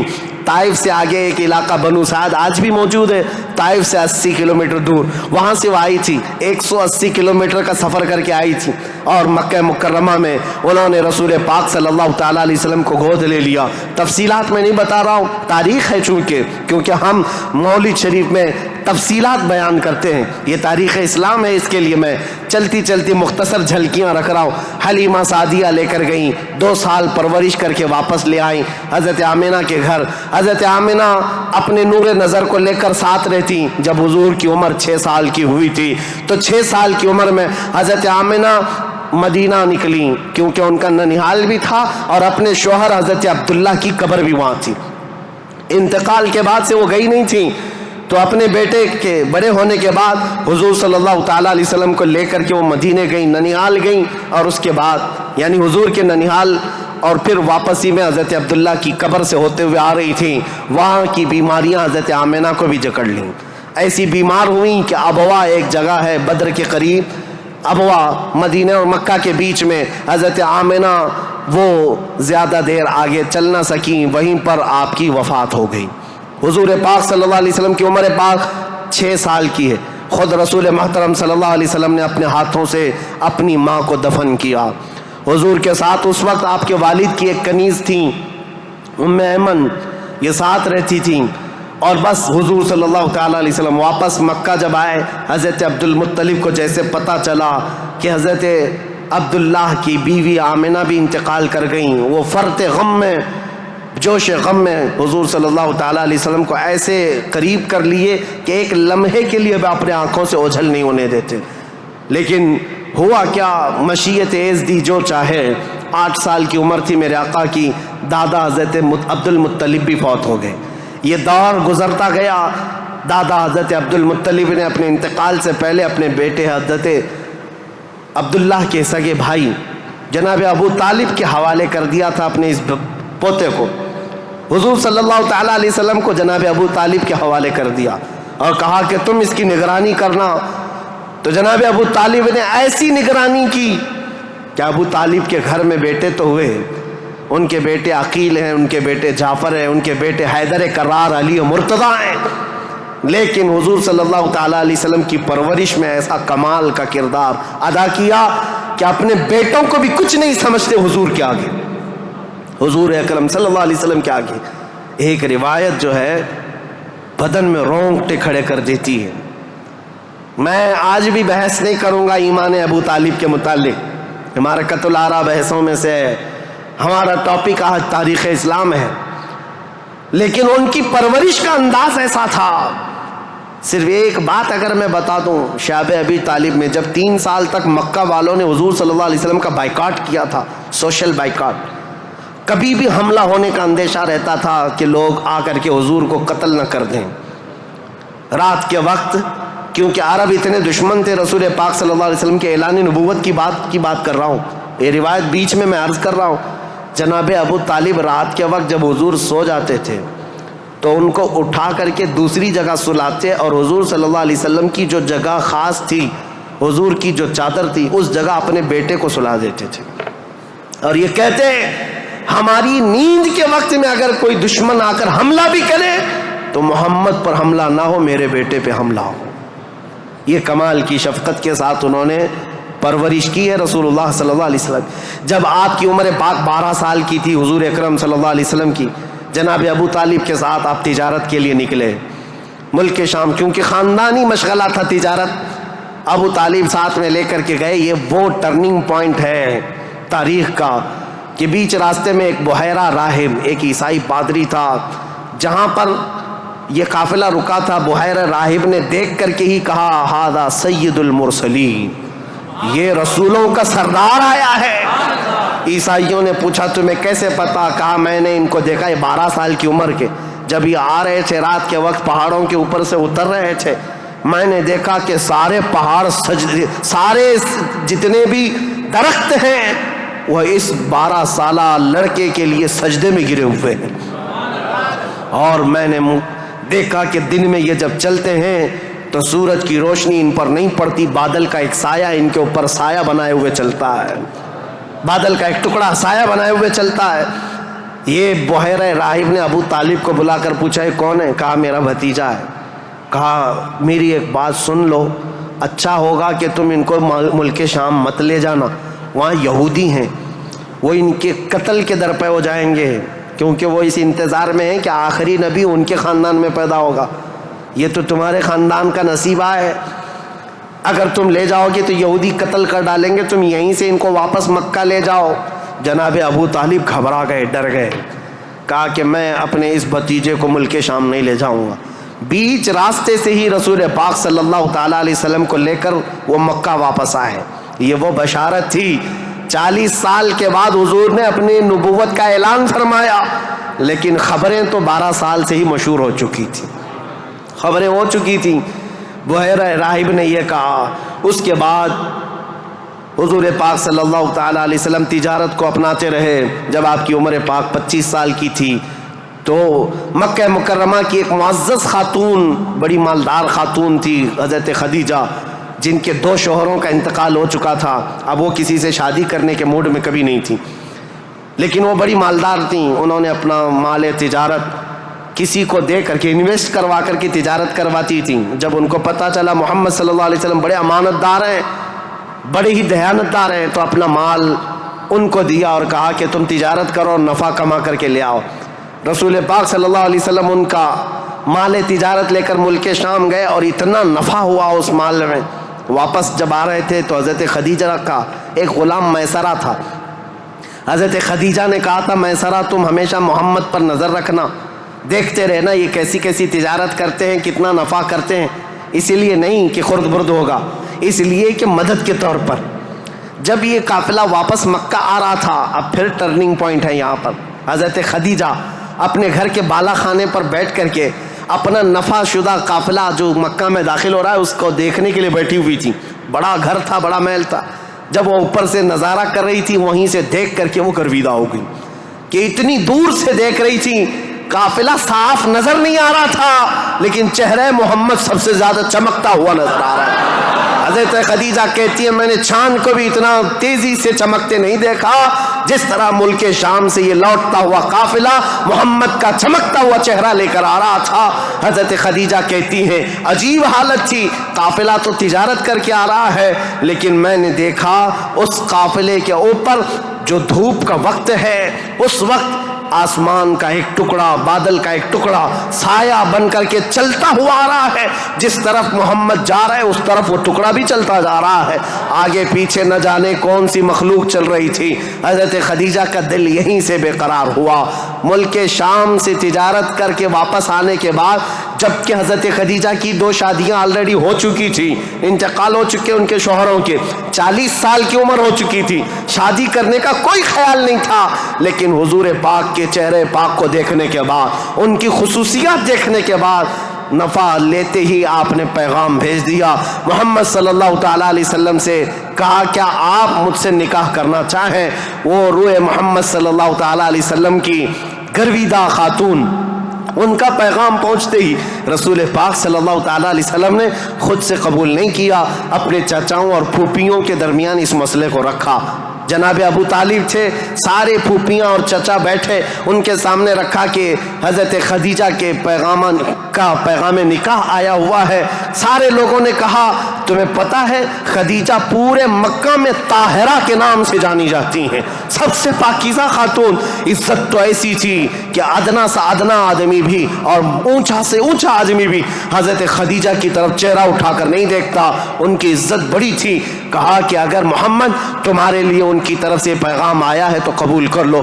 رسول پاک صلی اللہ تعالیٰ علیہ وسلم نے جواب بھیجا کہ مجھے بتایا گیا ہے کہ مکہ میں سب سے شریف خاتون اگر کوئی ہے تو خدیجہ کا نام ہے۔ میرے عزیزو، خاتون شریف کیوں نہ ہوگی؟ اس لیے کہ جس کے پیٹ سے پیدا ہونے والی بیٹی فاطمۃ الزہرا ہو، سیدہ کائنات ہو، تو پھر ماں کا عالم کیا ہو سکتا ہے؟ اللہ کریم نے یہ انتخاب فرمایا تھا۔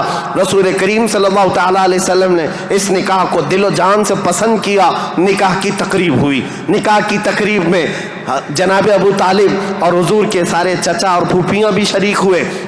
خطبہ نکاح کا خطبہ جناب ابو طالب نے پڑھا تھا۔ وہ خطبہ آج بھی موجود ہے جو میرے آقا صلی اللہ تعالیٰ علیہ وسلم کے پہلے نکاح میں خطبہ ہوا تھا۔ اس خطبے کے بعد نکاح مقرر ہونے کے بعد رسول کریم صلی اللہ تعالیٰ علیہ وسلم کی یہ شریک حیات، یہ رفیق حیات، یہ محبوب رب العالمین سیدہ خدیجہ حضور کی ایسی وفا شعار خاتون بن کر کے رہی کہ اللہ کی قسم آج بھی پوری روئے زمین پر جو میرے آقا کی اولاد سادات کے نام سے جانی جاتی ہیں وہ کہیں اور نہیں، وہ خدیجہ کی پیٹ سے پیدا ہونے والی اولاد ہے۔ حضرت خدیجہ کے بطن سے میرے آقا کی 6 اولاد ہوئیں، 3 بیٹے اور 3 بیٹیاں۔ رسول کریم صلی اللہ تعالیٰ علیہ وسلم کی 6 اولاد کی ماں حضرت خدیجہ ہے۔ یہ بڑی الفت و محبت کی زندگی گزری ہے میرے آقا صلی اللہ علیہ وسلم کی۔ لیکن جب میرے آقا کی عمر پاک 50 سال کی ہوئی اور حضرت خدیجہ کی عمر اس وقت تقریباً آپ اندازہ کر سکتے ہیں 25 سال زیادہ تھی، 75 سال کی خاتون تھی۔ 75 سال کی خاتون، اللہ اکبر، 75 سال کی خاتون کس کو کہتے ہیں؟ عمر کا وہ پڑاؤ جس میں بوڑھا اپنے اعضاء سے مجبور ہو جاتا ہے اور اس کے پٹھے جواب دے جاتے ہیں، چلنا پھرنا دوبھر ہو جاتا ہے۔ لیکن قسم خدا کی جب میں یہ روایت پڑھتا ہوں کہ جب رسول کریم صلی اللہ تعالیٰ علیہ وسلم 3000 فٹ اونچی پہاڑی غار ہرا میں جا کر عبادت کرتے تھے، کبھی 2 دن تک نہیں آتے تھے، تو 75 سال کی یہ خاتون دن میں 2 مرتبہ پہاڑی پر جاتی تھی کھانا لے کر کے اور اترتی تھی۔ آج میں بتاؤں ہم جیسوں کی جوانی میں 1 مرتبہ پہاڑ پر چڑھ کر کے آ جائیں 8 دن تک پٹھے درد کرتے ہیں، پیر درد کرتے ہیں۔ میں سمجھ نہیں پاتا وہ خدیجۃ الکبریٰ کی وفا شعاری کو دن میں 2 مرتبہ اپنے نبی پاک اپنے رفیق حیات کے لیے اوپر جاتی تھی، نیچے آتی تھی۔ کبھی رسول اللہ پہاڑ سے اتر رہے ہوتے، حضرت خدیجہ گھر کے باہر آ کر کھڑی ہوتی، کڑی دھوپ ہوتی، سورج کی تمازت ہوتی، لوگ چلتے پھرتے کہتے خدیجہ اپنے شوہر کا انتظار کر رہی ہو؟ کہتی ہاں میرے شوہر پہاڑ سے اتر رہے ہیں، غار ہرا سے آ رہے ہیں۔ اس وقت لوگ کہتے خدیجہ اندر چھاؤں میں بیٹھو، انتظار کرو، ان کے آنے میں کافی وقت ہے۔ خدیجہ کہتی میرا دل گوارا نہیں کرتا میرا شوہر دھوپ میں اتر رہا ہو اور ان کی عورت چھاؤں میں بیٹھی رہے، جب تک وہ دھوپ میں اترتے رہیں گے میں دھوپ میں کھڑی رہوں گی۔ یہ وفا شعاری ایسی تھی، آپ کو پتا ہے سب سے پہلی وہی قرآن کی جو غار ہرا میں آئی ہے، جبرائیل امین لے کر کے آئے ہیں۔ اسلام کی تاریخ میں اگر یہ نہ بتائیں تو ابتدا ہی نہ ہوگی، کیونکہ رسول اللہ صلی اللہ تعالیٰ علیہ وسلم جب 40 سال کی عمر میں تھے، غار ہرا میں جا کر عبادت کرتے، جبرائیل امین آئے قرآن کی آیتیں لے کر اور حضور سے کہا اقرا۔ حضور نے کہا ما انا بقاری، میں نہیں پڑھوں گا۔ وہ کہتے تھے پڑھو، حضور کہتے میں نہیں پڑھوں گا، سینے سے سینہ لگا کر دبوچتے تھے۔ 3 مرتبہ ہوا، 4تھی مرتبہ کہا اقرا بسم ربک الذی خلق، پڑھو اس رب کے نام سے جس نے پیدا کیا ہے۔ رسول محترم صلی اللہ تعالیٰ علیہ وسلم نے پڑھنا شروع کیا اور پھر آیتیں سب سے پہلے جو آئی ہیں، اسلام کی ابتدا نور الہی کا ظہور ہے، نور الہی کا نزول ہے، اللہ کا کلام اتر رہا ہے پہاڑ پر، پہاڑ کی چوٹیوں پر، جس کو آج بھی جبل نور کہا جاتا ہے، نور کی پہاڑی، جہاں نور اترا، نور کا پہاڑ ہے۔ اور کس پر اترا؟ جس پر اترا وہ نور علی نور ہے۔ قرآن کی آیتیں آئیں، اقرأ بسم ربک الذی خلق خلق الانسان من علق اقرأ وربک الاکرم الذی علم بالقلم علم الانسان ما لم یعلم۔ یہ 5 آیتیں دے کر جبرائیل امین چلے گئے۔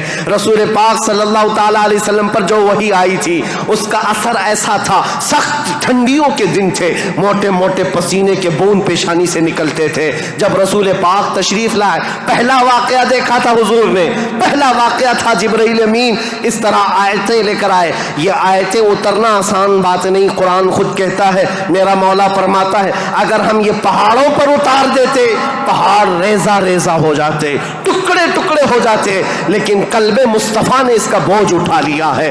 رسول اللہ کے دل نے اس امانت کو اٹھایا تھا، لیکن چل کر کے دنیا کا وہ پہلا انسان، دنیا کی وہ پہلی شخصیت ہے جس کو قرآن سنایا میرے آقا نے، وہ کوئی اور نہیں، ام المومنین سیدہ خدیجۃ الکبریٰ ہے۔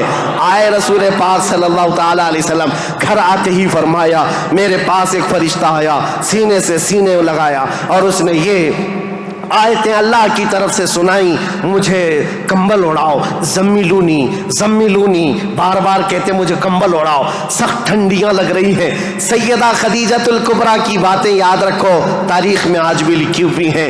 ڈھارس بندھانے والی، تسلی دینے والی، حوصلہ دینے والی خاتون ہو تو زندگی کمال کی ہے۔ عزیزان گرامی کہتی ہیں اے محمد عربی صلی اللہ تعالیٰ علیہ وسلم، اے اللہ کے رسول، آپ یتیموں کا بوجھ اٹھاتے ہیں، آپ بیواؤں کی مدد کرتے ہیں، آپ کمزوروں کا ہاتھ پکڑتے ہیں، آپ کے ساتھ کبھی برا ہو ہی نہیں سکتا، یہ جو اترا ہے وہ آپ کی بھلائی کے لیے ہے۔ ان قریب آپ دیکھیں گے زمین و آسمان کی ساری چیزیں اللہ تعالیٰ آپ کے لیے مسخر فرما دے گا۔ یہ خدیجۃ الکبریٰ رضی اللہ تعالیٰ عنہ کی حوصلہ افزائیاں تھی۔ یہاں سے میرے آقا صلی اللہ تعالیٰ علیہ وسلم پھر مکہ تشریف لائے، اور آپ کو پتہ ہے سب سے پہلے مکہ مکرمہ میں اب تاریخ اسلام کی شروعات ہے، تاریخ اسلام کی شروعات ہے۔ اسلام کی تاریخ سے پہلے میں نے اتنا بیک گراؤنڈ بتا دیا، تاریخ بتا دی، حالات بتا دیے، سیاسی حالات، مذہبی حالات، اخلاقی حالات۔ اب جو شروعات ہوئی وہ کہاں سے؟ غار حرا سے شروعات ہوئی، اور اس کے بعد سب سے پہلے گھر آئے میرے آقا، اور سب سے پہلا مسلمان جو اسلام میں داخل ہوتا ہے وہ کوئی اور نہیں، ام المومنین خدیجۃ الکبریٰ، گھر والی سب سے پہلے اسلام میں داخل ہوئی ہیں۔ روایتوں کی تطبیق کے اعتبار سے الگ الگ مفسرین محدثین نے بیان کیے ہیں۔ سب سے پہلے اسلام لانے والوں میں صدیق اکبر بھی ہیں، مولا کائنات بھی ہیں، اور حضرت خدیجہ بھی ہیں، حضرت زید بھی ہیں، حضرت بلال بھی ہیں۔ سب کی کیٹیگری کے حساب سے ان کو اول درجے میں رکھا گیا۔ عورتوں میں سب سے پہلے حضرت خدیجہ، بچوں میں مولا کائنات۔ بہرحال سب سے پہلا جو اسلام شروع ہو رہا ہے وہ حضرت خدیجہ خود کے گھر سے رسول اللہ نے شروع فرمایا، اور اس کے بعد پھر مکہ والوں کو جمع فرمایا۔ مکہ کے سارے لوگ حضور کی بڑی عزت کرتے تھے، لوگ اپنی امانتیں حضور کے پاس رکھتے۔ آپ کا لقب تھا امین اور صادق، لوگ آپ کو امین کہہ کر پکارتے یا صادق کہہ کر پکارتے۔ اپنے مشوروں میں حضور کو دیکھتے تھے تو خوشیوں سے پھولے نہیں سماتے تھے۔ وہ کہتے کہ اگر محمد کسی مجلس میں بیٹھ جائے تو اللہ کی رحمت ہی رحمت ہے۔ اس وقت بھی عرب حضور صلی اللہ علیہ وسلم کا بڑا احترام کرتے، بڑی عزت کرتے۔ اس دن حضور نے جیسی دعوت دی پورا مکہ ٹوٹ پڑا، سب آ گئے۔ حضور نے سب سے پہلے ان سے سوال کیا، اے مکہ والو، اگر میں یہ کہوں اس پہاڑ کے پیچھے ایک فوج ہے جو تم پر حملہ کرنا چاہتی ہے تو تم کیا کہو گے اس بات پر؟ سارے لوگوں نے ایک آواز میں جواب دیا، اے محمد، آج تک آپ نے کبھی جھوٹ نہیں کہا ہے، اگر آپ یہ کہیں گے تو ہم صرف یقین ہی نہیں کریں گے بلکہ ہم تو اس فوج سے لڑنے کی تیاری بھی کریں گے۔ اتنا ہمیں یقین ہے آپ کی بات پر کہ ہم اس فوج سے لڑنے کی بھی تیاری کریں گے جس کے بارے میں آپ کہہ رہے ہیں پہاڑ کے پیچھے فوج ہے۔ رسول کریم صلی اللہ تعالیٰ علیہ وسلم نے فرمایا، تم جب میرے بارے میں اتنا یقین کا اعتقاد رکھتے ہو تو سنو، اب میں یہ نہیں کہنا چاہ رہا کہ اس پہاڑ کے پیچھے فوج ہے جو تم پر حملہ کرنا چاہتی ہے، بلکہ اب میں یہ کہتا ہوں، سنو غور سے، کہ میں اللہ کا نبی ہوں، آخری رسول ہوں، اور دین اسلام لے کر کے آیا ہوں۔ اللہ ایک ہے، اللہ کے علاوہ کسی کی عبادت نہیں کی جائے گی۔ کوئی خدا نہیں ہے سوائے اللہ کے۔ یہ پہلا جبل ابو قبیس کے قریب فاران کی چوٹیاں پہاڑی کے پاس میرے آقا نے صفا مروہ کے دامن میں مکہ والوں کو جمع کیا تھا۔ پہلی آواز میرے آقا کی زبان سے گونجی تھی، لا الہ الا اللہ محمد رسول اللہ۔ اب لوگوں کو دیکھنے کا وقت تھا۔ ظاہر سی بات ہے، میں نے عرب کی طبیعت پہلے سے بتائی، اکھڑ مزاج، سخت مزاج، نخوت بھرا ہوا، کبر تکبر بھرا ہوا، کب وہ ایکسپٹ کرتے؟ سارے لوگ ایک دوسرے کا منہ دیکھنے لگے۔ کہا کیا ہم حبل کو جو کعبے کے اوپر بیٹھا ہوا خدا ہے اس کو اتار دیں گے؟ صفا مروہ پر جو ہمارے خدا ہیں ان کو چھوڑ دیں گے؟ خانہ کعبہ کے اندر دروازے کے اندر جو خدا ہے ان کو چھوڑ دیں گے؟ چاہے زمزم پر جو خدا بیٹھا ہے اس کو چھوڑ دیں گے؟ سب کی چھ میں گوئیاں شروع ہو گئی، بغلیں جھانکنے لگے۔ اور اسی اسنا میں غصے میں آ کر آپ کا سگا چچا ابو لہب کھڑا ہوا، کہا تبن لک یا محمد لہذا جمعتا، اے محمد کیا اس لیے تم نے ہم کو جمع کیا؟ برا ہو تمہارا، تمہارے ہاتھ ٹوٹ جائیں۔ یہ پہلا جملہ تھا جو ناز قلب مصطفیٰ کریم صلی اللہ تعالیٰ علیہ وسلم کے نازنین قلب پر اترا۔ اس وقت تک کسی نے برا جملہ آپ کے لیے استعمال نہیں کیا تھا۔ پہلا برا جملہ استعمال کرنے والا ابو لہب تھا۔ نبی کریم صلی اللہ تعالیٰ علیہ وسلم کے خاطر پر، آپ کے قلب اقدس پر بوجھ گزرا، بار ہوا، تکلیف ہوئی۔ اللہ تعالیٰ نے پھر آیتیں اتاری، تبت یدا ابی لہب و تب، اے رسول آپ کے نہیں ابو لہب کے ہاتھ ٹوٹ جائیں، اس کا مال اسے کوئی فائدہ نہ دے۔ اللہ کریم دفاع کرتا رہا، ڈیفینس کرتا رہا۔ رسول کریم صلی اللہ تعالیٰ علیہ وسلم اس دعوت کو لے کر چل پڑے۔ پورا مجمع تھا مکہ کا، لیکن کوئی آگے اٹھ کر کھڑا نہیں ہوا کہ اے محمد ہم مانتے ہیں آپ کو اللہ کا رسول، آخری رسول، آپ جو دین لائے اس کو مانتے ہیں، آپ کا جو خدا ہے اس کو مانتے ہیں۔ نہیں، کوئی نہیں تھا۔ لیکن بات اتنی ہے، اس مجمع سے ابھی میرے آقا ہٹے نہیں تھے۔ 9 سال کا ایک بچہ حضور کے قریب آیا، پتلی پتلی ٹانگیں تھی، آنکھوں میں آشوب تھا، آنکھیں رس رہی تھیں، لال ہو چکی تھی۔ آیا اور قریب آ کر کہا، اے محمد عربی صلی اللہ علیہ وسلم، میں آپ کو اللہ کا حقیقی رسول تسلیم کرتا ہوں، آپ کا دین میں ایکسپٹ کرتا ہوں، خدا واحد کی میں عبادت کرتا ہوں۔ حضور اکرم صلی اللہ علیہ وسلم نے اس 9 سال کے بچے کو سینے سے لگایا اور دعا کی، مولا اس بچے کی ٹانگوں میں، اس کے بازوؤں میں تو طاقت عطا فرما اور اس کو دین کا عظیم سپاہی بنا۔ میرے آقا کی یہ دعا تھی۔ 9 سال کا وہ کمزور بچہ جو سب سے پہلے حضور کی دعوت پر لبیک کہا تھا، آج پوری دنیا شرق و غرب، شمال و جنوب میں اس کو اگر پکارتی ہے تو اسد اللہ الغالب، شیر خدا حیدر کرار کے نام سے جانتی ہے۔ اس کی طاقت کو کون جانے، اس کی طاقت کے قریب کون پہنچے؟ لا فتح الا علی، لا سیف الا ذوالفقار۔ اس حیدر کرار کو جو طاقت و قوت تھی، جو خیبر شکن ہے، پھاٹک کو اکھاڑ کر پھینک دینے والا، مرہب کے لوہے والے لباس پر تلوار کی ایک ضرب لگا دے تو اس کے سر سے لے کر سینے تک ٹکڑے کر دینے والی تلوار رکھنے والا، یہ طاقت کہیں اور سے نہیں، یہ دعائے مصطفیٰ سے ملی ہوئی ہے۔ میرے آقا صلی اللہ تعالیٰ علیہ وسلم کی اسلام کی تبلیغ کی شروعات یہاں سے ہوئی۔ اب اس کے بعد مکہ مکرمہ کے جو حالات تھے، سیرت مصطفیٰ کے بیان میں آپ نے تقریباً سن لیا ہے۔ تقریباً 13 سال میرے آقا نے مکہ مکرمہ میں تبلیغ فرمائی، مشقتیں اٹھائی، مصیبتیں برداشت کی، کئی صحابہ کی یہاں پر شہادتیں ہوئی۔ یہاں پر حضرت سمیہ کا قتل ہوا ہے، حضرت عمار بن یاسر کو یہاں پر مارا گیا، حضرت یاسر کو جلایا گیا، اور یہاں پر حضرت خبیب بن عدی، حضرت زید بن دسنہ، حضرت خباب بن عرت، ان کے مسلے کیے گئے تھے، کان کاٹے گئے، ناک کاٹے گئے، ان کی زبانیں کاٹی گئی، ان کے ہاتھ پیر کاٹے گئے اور ان کو پھانسی پر چڑھایا گیا۔ یہ ساری تکلیفیں میرے آقا نے برداشت فرمائیں۔ 13 سال تک بلال حبشی کو تو پیروں میں رسی ڈال کر کے مکہ والے کھینچتے تھے، بدماش لڑکے پورے مکہ کی گلیوں میں گھماتے۔ ان کا آقا جو امیہ تھا وہ آپ کے سینے پر گرم سل رکھتا، گرم ریت پر آپ کو سلایا جاتا۔ آج کی زمین پر آج بھی آپ مکہ میں جائیں، دوپہر کے وقت آگے 1 منٹ آپ بغیر چپل کے کھڑے ہو کر کے دکھا دیں، اللہ کی پناہ آپ کے پیروں میں چھالے نہ آئے تو بات کرنا، آپ کے پیروں میں آبلے نہ پڑ جائیں تو مجھ سے کہنا، لیکن وہ بلال حبشی کو پورا دن گرم ریت پر سلایا جاتا، پیٹ گل گئی تھی اور ان کے پیٹ سے گوشت نکل کر کے چربی میں تبدیل ہو گیا، چربی نکل گئی تھی، ریڑھ کی ہڈی دکھتی تھی۔ یہ حضرت بلال کے ساتھ ہوئے۔ یہ باتیں اس لیے میں عرض کر رہا ہوں، ان ظالموں کو آج صرف حضور کی جنگیں نظر آتی ہیں۔ حضور پاک کے ساتھ مکہ والوں نے جو دہشت گردی کی تھی، جو آتنک مچایا تھا، وہ کیوں نہیں بیان کرتے؟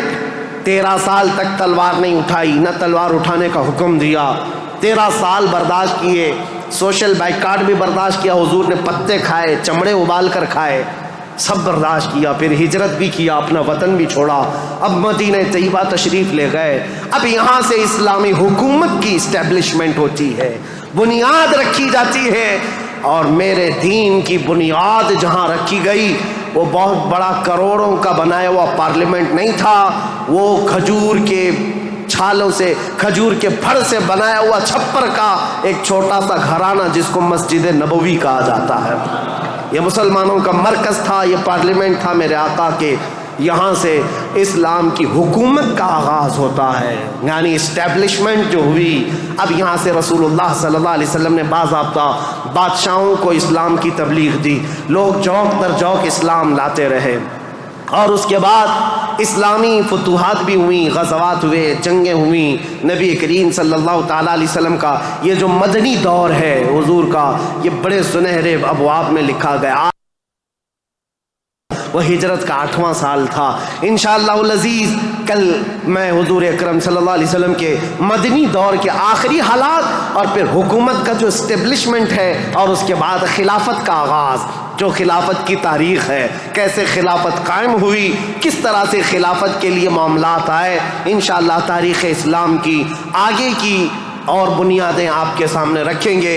اور پھر میں آخر میں یہی کہوں گا، میرے آقا کا میں نے ذکر کیا ہے، ہماری ہمت اب جواب دے رہی ہے، پسینے آ گئے، تھک گئے ہیں، سن کر کے ہو سکتا ہے کوئی نہ تھکے، بول کر کے میں نہ تھکتا ہوں، لیکن بات طبیعتوں کی تقاضے کی ہے۔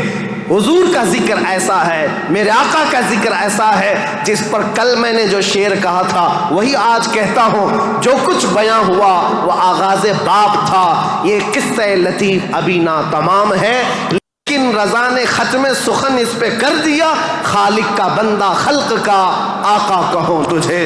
وآخر دعوانا الحمدللہ رب العالمین۔ السلام علیکم۔